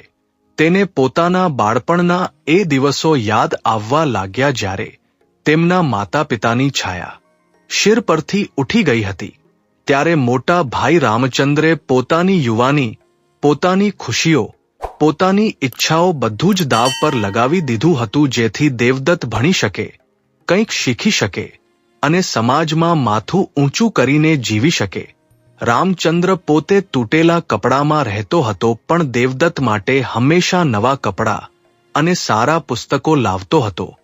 આ યાદોએ દેવદત્તના ભીતરના એ વ્યાવહારિક અને અહંકારી પુરુષને પૂરી રીતે ઢંઢોળીને રાખી દીધો. તેનું હૃદય કરુણા અને ગ્લાનિથી ભરાઈ ગયું.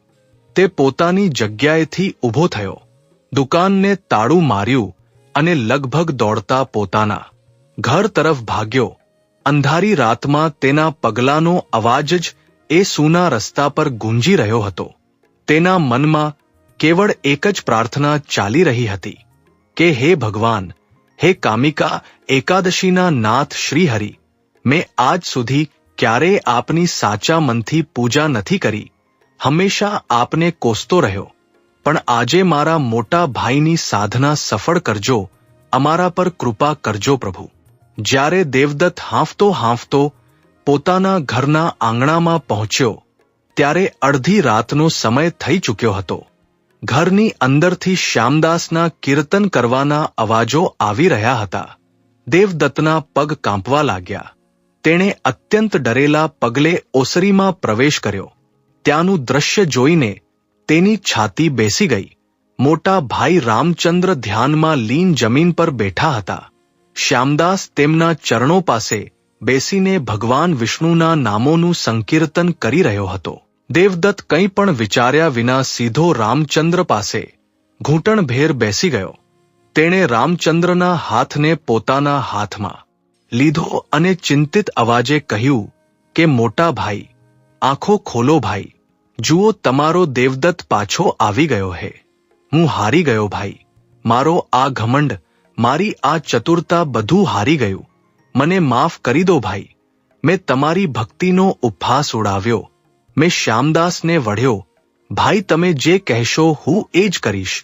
જો તમે કહેશો તો હું પણ આ વ્રતના નિયમો પાડીશ. હું પણ ભગવાન વિષ્ણુની સાધના કરીશ. આ રાત્રિ જાગરણમાં તમારી સાથે બેસીશ. પણ કૃપા કરીને મને તમારાથી અલગ ન ગણશો. તમારા વિના આ દેવદત્તનું કોઈ અસ્તિત્વ નથી ભાઈ. આ ઘર પૂરી રીતે ઉજળી જશે. દેવદત્તની આ ખો. દેવદત્તે ઠાકોરજીના મંદિર તરફ જોયું. એ અખંડ દીપકના પ્રકાશમાં તેને સાક્ષાત નારાયણ અને માતા લક્ષ્મીની મૂર્તિ અત્યંત કરુણામય પ્રતીત થઈ. દેવદત્તે ત્યાં જ જમીન પર સાષ્ટાંગ દંડવત પ્રણામ કર્યા અને પોતાના બંને હાથ ફેલાવીને રોતા રોતા કહેવા લાગ્યો કે હે જગતજનની માતા લક્ષ્મી, હે લક્ષ્મીપતિ ભગવાન શ્રી હરિવિષ્ણુ, હું અત્યંત પાપી અને અજ્ઞાની છું. મેં હંમેશા ધનને જ ભગવાન માન્યો અને આપની આ પાવન કામિકા એકાદશીના મહાત્મ્યને ન સમજ્યો. મારા ભાઈઓ તો નિષ્પાપ છે. તેઓ તો સવારથી આપની અખંડ સાધનામાં લીન છે. જો આપને દંડ આપવો હોય તો મને આપો, પણ મારા પરિવાર પર કૃપા કરો પ્રભુ. આજે આ પવિત્ર રાતે હું મારા પૂરા હોશકોશમાં આ સંકલ્પ લઉં છું કે હું પણ આજ પછી આપની ભક્તિથી વિમુખ નહીં થાઉં. હું આ કામિકા એકાદશીના વ્રતના નિયમોને સ્વીકાર કરું છું. હું હવેથી આ રાતના બાકી બચેલા પ્રહરોમાં જાગરણ કરીશ અને પોતાના ભાઈઓ સાથે ભગવાન હરિના ભજન ગાઈશ. હે પ્રભુ, અમારી લાજ રાખજો, અમારી રક્ષા કરજો. શ્રોતાગણ, જેવા જ દેવદત્તના મુખેથી આ સંકલ્પ નીકળ્યો, જેવા જ તેના અંતર્મનનો અહંકાર પૂરી રીતે નષ્ટ થયો અને તેણે ભગવાનના ચરણોમાં આત્મસમર્પણ કર્યું, તેવા જ એ નાના ઘરની અંદરનું વાતાવરણ અચાનક બદલાવા લાગ્યું. રાતના ત્રીજા પ્રહરની શરૂઆત થઈ ચૂકી હતી અને એ ઘરમાં અચાનક એક અત્યંત દિવ્ય, શીતળ અને સુગંધિત સમીરનો ઝોંકો ક્યાંકથી અંદર આવ્યો. એ પવનમાં ચંદન, તુલસી અને કમળના પુષ્પોની એક અલૌકિક ખુશ્બુ હતી જેણે એ પૂરી ઓસરીને મહકાવી દીધી.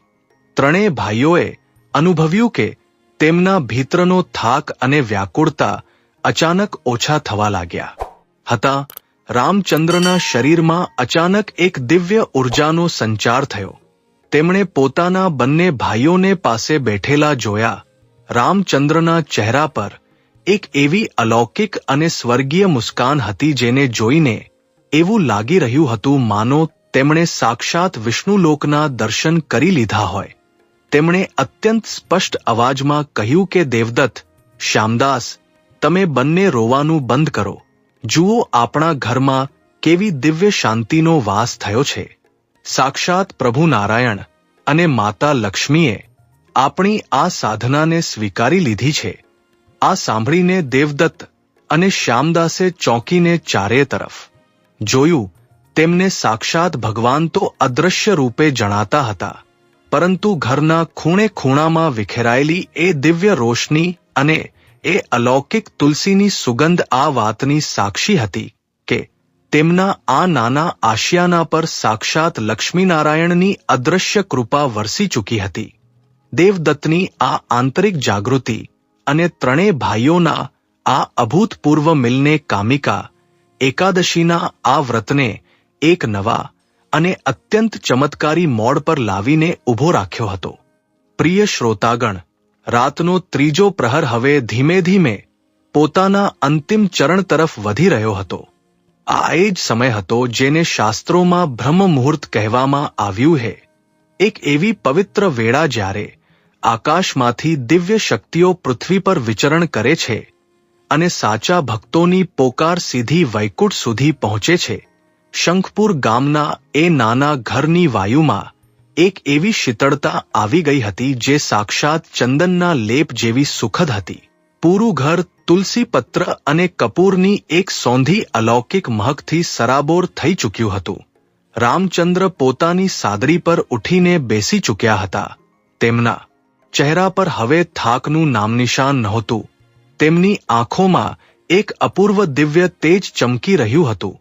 તેમના હોઠ પર એક એવી શાંત અને અલૌકિક મુસ્કાન હતી જેને જોઈને એવું પ્રતીત થતું હતું માનો તેમણે સાક્ષાત પરમ બ્રહ્મના સાયુજ્યનો આનંદ પ્રાપ્ત કરી લીધો હોય. દેવદત્ત અને શ્યામદાસ બંને ભાઈઓ રામચંદ્રના પગ પાસે બેઠેલા હતા. દેવદત્તની આંખોમાંથી હજી પણ પશ્ચાતાપના આંસુ વહી રહ્યા હતા, પરંતુ એ આંસુઓમાં હવે ભય નહોતો પણ એક એવી શ્રદ્ધા હતી જે તેણે પોતાના પૂરા જીવનમાં ક્યારેય અનુભવી નહોતી. તેણે રામચંદ્રના બંને પગને કસીને પકડી રાખ્યા હતા માનો તે એ સુનિશ્ચિત કરવા માંગતો હોય કે તેનો મોટો ભાઈ સચમુચ સાધનાથી સફળ થયો છે અને આ કોઈ સ્વપ્ન નથી. રામચંદ્રે અત્યંત સ્નેહથી દેવદત્તના શિર પર પોતાનો હાથ મૂક્યો અને બહુ જ કોમળ સ્વરે કહ્યું કે દેવદત્ત મારા ભાઈ, પોતાના આ આંસુઓને રોક. તું નથી જાણતો કે આજની આ પાવન રાતે તે કેટલી મોટી છલાંગ લગાવી છે. જ્યારે તું તારી દુકાનેથી અહંકાર અને સંશયનો ત્યાગ કરીને આ આંગણામાં પાછો ફર્યો અને જ્યારે તે રોતા રોતા સાક્ષાત લક્ષ્મીનારાયણના ચરણોમાં સંકલ્પ લીધો, તે જ ક્ષણે આ ઘરની દરિદ્રતા અને પૂર્વ પાપોની રેખાઓ હંમેશા માટે ભૂંસાઈ ગઈ. મારા પ્રભુને ધનની નહીં, કેવળ મનના સમર્પણની ભૂખ હોય છે. દેવદત્તે પોતાનું શિર રામચંદ્રના ઘૂંટણ પર મૂકી દીધું અને રૂંધાયેલા કંઠે કહ્યું કે મોટા ભાઈ, હું કેટલો અજ્ઞાની હતો. હું દિવસ રાત કેવળ એ ધન પાછળ ભાગતો રહ્યો જે આજે છે એને કાલે નથી. મેં વિચાર્યું હતું કે ચતુરતા અને વ્યાવહારિક બુદ્ધિથી હું આ સંસારને જીતી શકું છું. મેં શ્યામદાસની ભક્તિનો ઉપહાસ ઉડાવ્યો. આપને સાધનામાં જોઈને પણ મારા ચોપડાના આંકડાઓમાં ગૂંચવાયેલો રહ્યો, પરંતુ જ્યારે મેં આપની અતૂટ નિષ્ઠા જોઈ ત્યારે મને સમજાણું કે જો પરિવારમાં ધર્મ અને આપનો સ્નેહ જ નહીં રહે તો એ અકૂટ ધનદોલતનું હું શું કરીશ. ભાઈ, જ્યારે મેં એ મંદિર સામે સંકલ્પ લીધો તો મને એવું લાગ્યું માનો મારી છાતી પરથી કોઈ બહુ ભારે પથ્થર હટી ગયો હોય. મને હવે કેવળ આ જ વાતનો આનંદ છે કે આપણો પરિવાર એક થઈ ગયો હે. શ્યામદાસે હસીને દેવદત્તના ખભા પર હાથ મૂક્યો અને કહ્યું કે વચલા ભાઈ, આજ તો કામિકા એકાદશીનો અસલી ચમત્કાર છે. સંત મહારાજે મને કહ્યું હતું કે આ વ્રત કેવળ ઉપવાસ કે પૂજનનું નામ નથી. આ તો અંતઃકરણને શુદ્ધ કરવાની અને જન્મોજન્મના પાપોને બાળવાની એક દિવ્ય ભઠ્ઠી છે, જે મનુષ્ય પોતાના અહંકાર, લોભ અને અજ્ઞાનનો ત્યાગ કરીને હરિના ચરણોમાં શરણ લે છે, તેના તમામ પાપ ભસ્મ થઈ જાય છે. આજે તમે સંકલ્પ માત્રથી આ વ્રતના અડધાથી વધુ પુણ્યને પ્રાપ્ત કરી લીધું છે, કારણ કે તમારો સંકલ્પ નિસ્વાર્થ હતો. રામચંદ્ર ઊભા થઈ ગયા. તેમણે બંને ભાઈઓનો હાથ પકડ્યો અને તેમને ઠાકોરજીના મંદિર સમક્ષ લઈ ગયા. મંદિરનો એ અખંડ દીપક હજી પણ પોતાની પૂરી ભવ્યતા સાથે બળી રહ્યો હતો. એ દીપકની જ્યોતમાં એક અજીબ આકર્ષણ હતું. મૂર્તિ પાસે મૂકેલા તુલસીના પાંદડા એવા ચમકી રહ્યા હતા, માનો તેના પર સાક્ષાત અમૃતના કણ વિખેરાયેલા હોય. રામચંદ્રે હાથ જોડીને કહ્યું કે ભક્તો, હવે પ્રભાત થવાનું છે. આકાશમાં પરોઢનો તારો દેખાવા લાગ્યો છે. કામિકા એકાદશીનું આ મહાવ્રત હવે પોતાની પૂર્ણતા તરફ છે. પરંતુ યાદ રાખો, આ વ્રતનું પારણા એટલે કે વ્રત ખોલવું ત્યારે જ ફળદાયી થાય છે, જ્યારે આપણે પૂરી વિધિનું પાલન કરીએ. શ્યામદાસ, મને બતાવ કે સંત મહારાજે દ્વાદશીના દિવસ માટે શું નિયમ બતાવ્યા હતા. શ્યામદાસે અત્યંત આદરપૂર્વક હાથ જોડીને કહ્યું કે જી મોટા ભાઈ, સંત મહારાજે બતાવ્યું હતું કે દ્વાદશીના દિવસે સૂર્યોદય પછી સૌથી પહેલા આપણે સ્નાનાદિથી નિવૃત્ત થઈને ભગવાન વિષ્ણુ અને માતા લક્ષ્મીની વિશેષ ઉત્તર પૂજા કરવી જોઈએ. તેમને તુલસી પત્ર ચડાવવા જોઈએ. ત્યારબાદ પોતાની સામર્થ્ય અનુસાર કોઈ યોગ્ય બ્રાહ્મણને કે કોઈ ભૂખ્યા નિર્ધન વ્યક્તિને અન્ન, જળ, વસ્ત્ર અને દક્ષિણાનું દાન કરવું જોઈએ. સંત મહારાજે વિશેષ રૂપે કહ્યું હતું કે આ દિવસે ભગવાન વિષ્ણુને તુલસી પત્ર અર્પણ કરી બ્રાહ્મણ ભોજન અને દાન આપવાથી મનુષ્યના તમામ પાપ નષ્ટ થઈ જાય છે અને તેને વિષ્ણુલોકમાં સ્થાન મળે છે. દાન આપ્યા પછી જ આપણને પારણા કરી આપણું વ્રત ખોલવું જોઈએ. દેવદત્તે તરત જ આગળ વધીને કહ્યું કે મોટા ભાઈ, આ દાનની તમામ વ્યવસ્થા હું કરીશ. દુકાન પર જે કંઈ થોડું ઘણું ધન બચ્યું છે, તેનાથી હું બજારમાંથી સૌથી સુંદર સામગ્રી, ઉત્તમ અન્ન અને વસ્ત્ર ખરીદીને લાવીશ. હું હવે એક પળ પણ વ્યર્થ નથી ગમાવવા માંગતો. મને સાક્ષાત નારાયણની સેવા કરવાનો આ જે અવસર મળ્યો છે, તેને હું મારા હાથમાંથી જવા નહીં દઉં. રામચંદ્રે દેવદત્તની પીઠ થાબડી અને કહ્યું કે અવશ્ય દેવદત્ત, પરંતુ હજી બજાર ખુલવામાં થોડો સમય છે. ત્યાં સુધી આવો, આપણે ત્રણેય ભાઈઓ મળીને આ પાવન પરોઢે ભગવાન શ્રી હરિ વિષ્ણુની આરતી અને સ્તુતિ કરીએ. આજની સવાર આપણા જીવનની એક નવી સવાર છે. ત્રણેય ભાઈઓએ મળીને ઓસરીમાં બેસીને કીર્તન શરૂ કર્યું. શ્યામદાસે પોતાની નાની મંજીરા ઉપાડી અને તેની મધુર ધ્વનિ સાથે પૂરું ઘર ગુંજી ઉઠ્યું. રામચંદ્ર અને દેવદત્તે પોતાનો અવાજ શ્યામદાસના સૂરમાં મેળવ્યો. તેમના અવાજમાં હવે કોઈ દુઃખ નહોતું, કોઈ કંગાળિયતનું રોવાનું નહોતું, પણ સાક્ષાત વિષ્ણુલોકના દ્વાર પર ઊભેલા કોઈ યાચકની પરમાનંદમય પોકાર હતી. જેમ જેમ તેઓ ગાઈ રહ્યા હતા, ગામના અન્ય લોકો જે વહેલી સવારે નદી તરફ સ્નાન માટે જઈ રહ્યા હતા, તેઓ એ ઘર પાસેથી પસાર થતા રોકાઈ ગયા. તેઓ આશ્ચર્યથી એકબીજાને જોવા લાગ્યા. શંખપુર ગામના લોકો જાણતા હતા કે રામચંદ્રનો પરિવાર અત્યંત ગરીબ છે, પણ અહીંનું દ્રશ્ય તો કંઈક અલગ જ બયાન કરી રહ્યું હતું. ઘરની અંદરથી આવી રહેલી એ દિવ્ય ઉર્જા અને કીર્તનના અવાજે પૂરા વાતાવરણને પવિત્ર કરી દીધું હતું. સવારના પહેલા કિરણે જ્યારે શંખપુરની ધરતીને સ્પર્શ કર્યો તો એ સૂર્યોદય અત્યંત મનોરમ હતો. સૂર્યદેવ આજે સોનાના કિરણો વિખેરી રહ્યા હતા. વાતાવરણમાં એક નવી તાજગી હતી. ત્યારે જ ઓસરીના દરવાજે એક છાયા ઊભી થઈ. ત્રણેય ભાઈઓએ પોતાનું કીર્તન રોક્યું અને જોયું કે દરવાજા પર એ જ દિવ્ય પ્રતાપી સંત મહારાજ ઊભા હતા, જેમણે શ્યામદાસને આ વ્રતનો માર્ગ બતાવ્યો હતો. તેમની સાથે એક બીજા અત્યંત વૃદ્ધ બ્રાહ્મણ હતા, જેમના શ્વેત વસ્ત્રો અને શાંત મુખમંડળમાંથી અસીમ કરુણા ટપકી રહી હતી.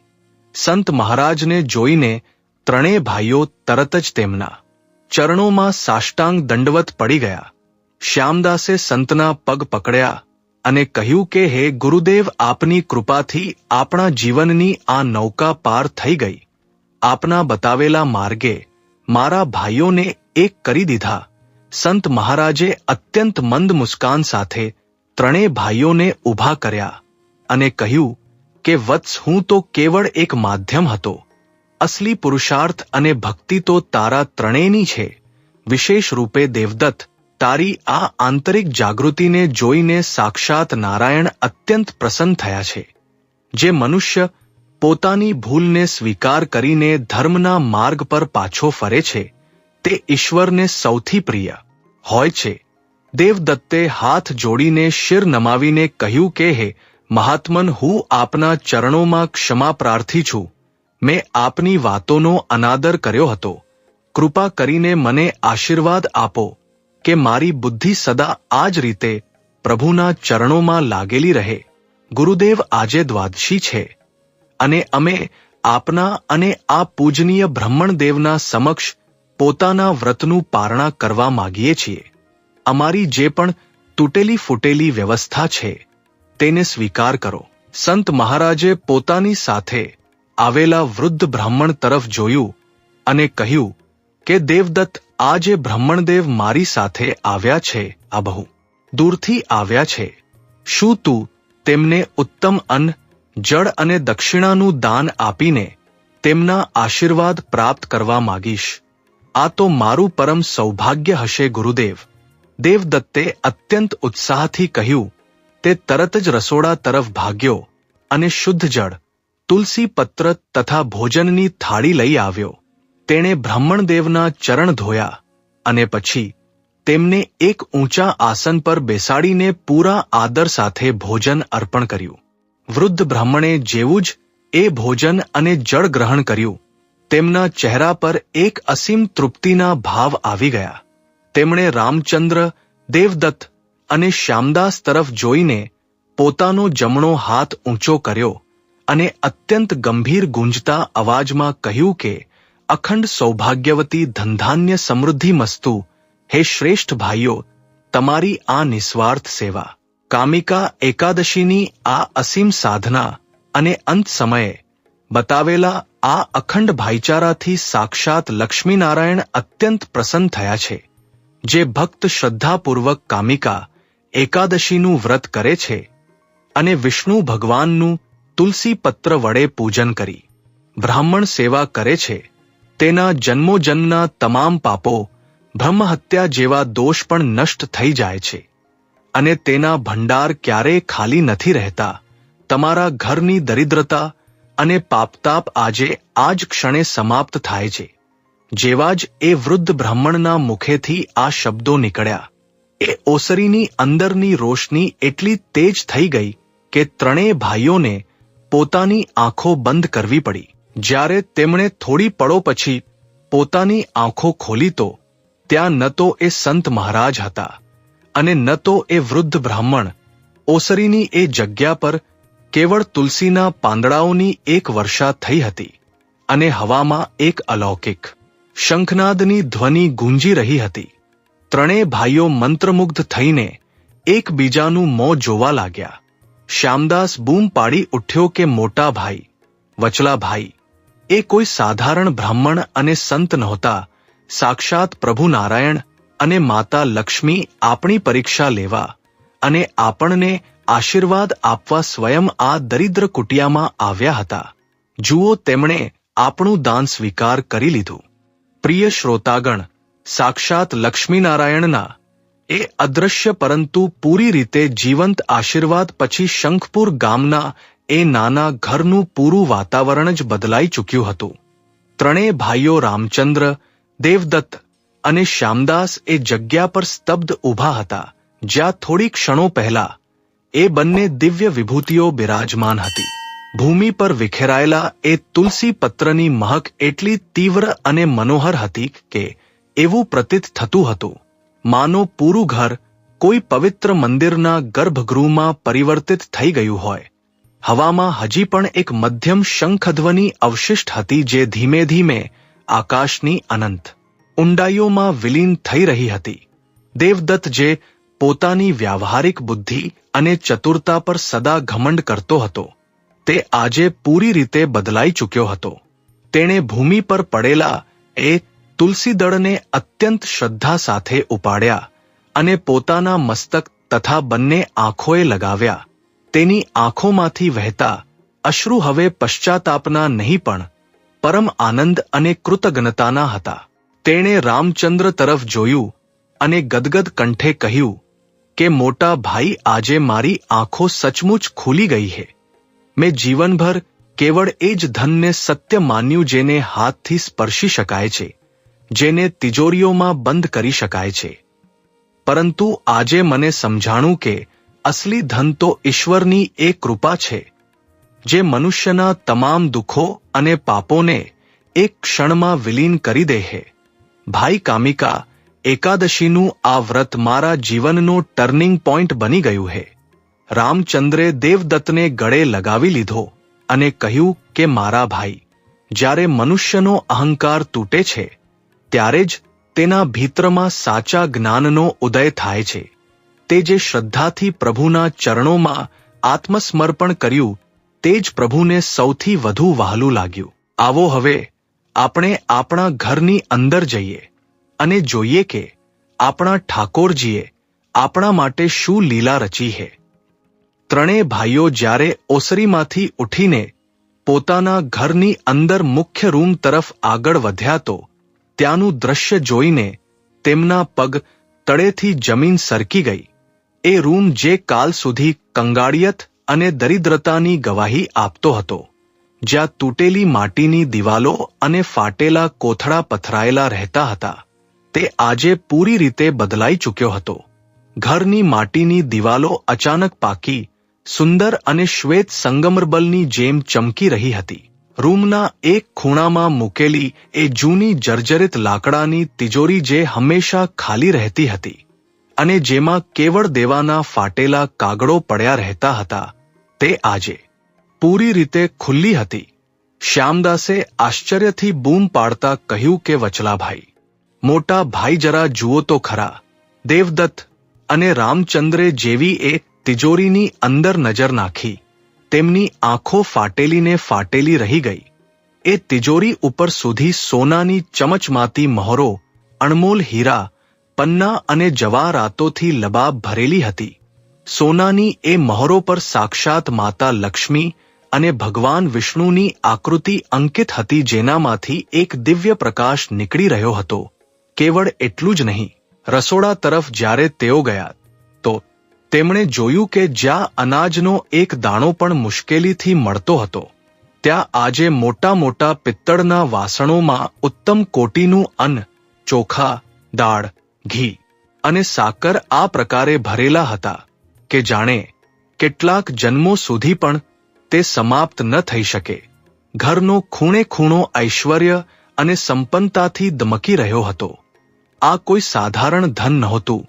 આ સાક્ષાત ધનની દેવી માતા લક્ષ્મીની અખંડ અને અચલ કૃપાનું પ્રતિફળ હતું, જે કેવળ એ જ ભક્તોને મળે છે જેઓ કામિકા એકાદશીના આ મહાવ્રતની સાધનામાં પૂરી રીતે ખરા ઉતરે છે. ગામમાં આ સમાચાર હવા જેમ ફેલાઈ ગયા.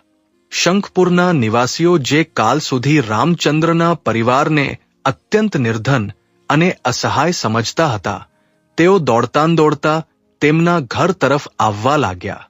જ્યારે તેમણે રામચંદ્રના એ ચમચમાતા ભવ્ય ઘરને જોયું અને તિજોરીમાં ભરેલા એ અલૌકિક વૈભવ વિશે સાંભળ્યું તો દરેક વ્યક્તિ આશ્ચર્યચકિત થઈ ગઈ. ગામના મુખીજે ક્યારેય રામચંદ્રને તુચ્છ દ્રષ્ટિથી જોતા હતા. તેઓ પણ હાથ જોડીને તેમના આંગણામાં આવીને ઊભા રહી ગયા. મુખીએ અત્યંત આદ્રપૂર્વક કહ્યું કે રામચંદ્રજી, અમને ક્ષમા કરજો, અમે આપના આ આધ્યાત્મિક બળ અને આપની આ અતૂટ ભક્તિના મહાત્મ્યને ન સમજી શક્યા. આપ ભાઈઓએ શ્રદ્ધાપૂર્વક કામિકા એકાદશીનું આ પાવન વ્રત પૂર્ણ કર્યું અને સાક્ષાત નારાયણને પોતાના આંગણામાં બોલાવી લીધા. આપનો આ ત્યાગ અને આ કથા પૂરા શંખપુર ગામના ઇતિહાસમાં અમર રહેશે.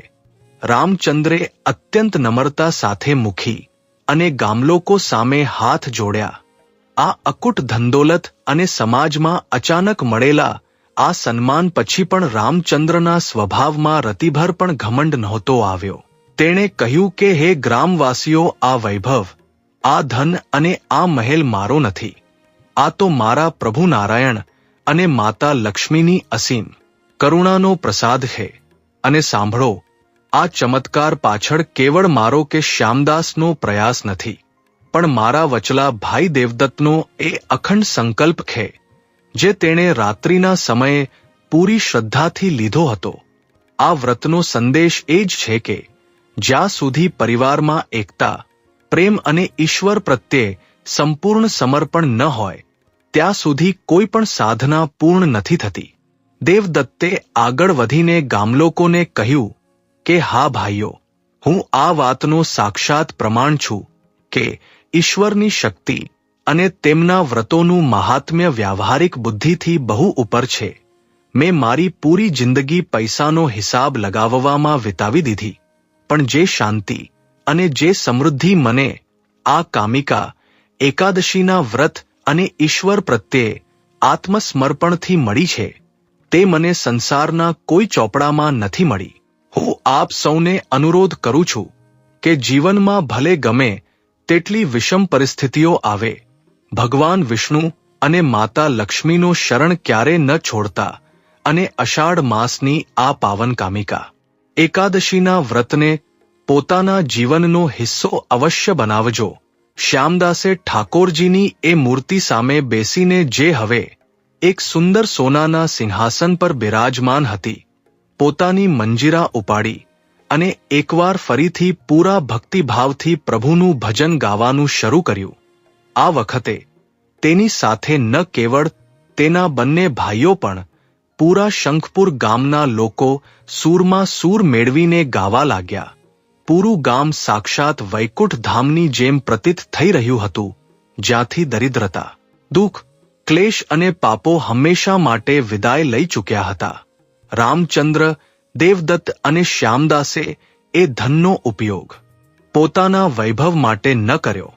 તેમણે એ ધનથી ગામમાં એક અત્યંત વિશાળ અને સુંદર વિષ્ણુ મંદિરનું નિર્માણ કરાવ્યું, જ્યાં દરેક અન્નજળની નિઃશુલ્ક વ્યવસ્થા કરવામાં આવી. તેમણે ગામના તળાવો અને કૂવાઓને પુનર્જીવિત કરાવ્યા, જેનાથી શંખપુરની ધરતી હંમેશા માટે લીલીછમ થઈ ગઈ.